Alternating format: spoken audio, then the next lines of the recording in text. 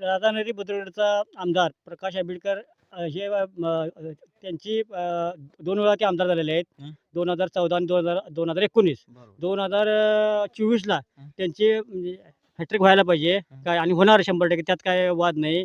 आणि आमच्या भागाचा सर्वांगीण विकास हं. हे के.पी. पाटील 10 वर्ष आमदार असताना आमच्या भागाचा कोणत्याही प्रकारचा विकास केलेला नाही. बरोबर.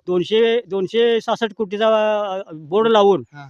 फक्त बोबाटा केलेला आहे. हां. त्यांची विकास कामं काही नाहीत. आमच्या गावाचा पिण्याच्या पाण्याचा प्रश्न, शाळेचा रस्त्याचा प्रश्न किंवा शेतीसाठी धरणाचा प्रश्न हे विकास कामं हे प्रकाश आंबेडकर साहेबांनी ह्यो सगळा विकास कामाचा डोंगर हे आमच्या मतदारसंघात केलेला आहे आणि त्यांची हॅट्रिक हे 100% होणार.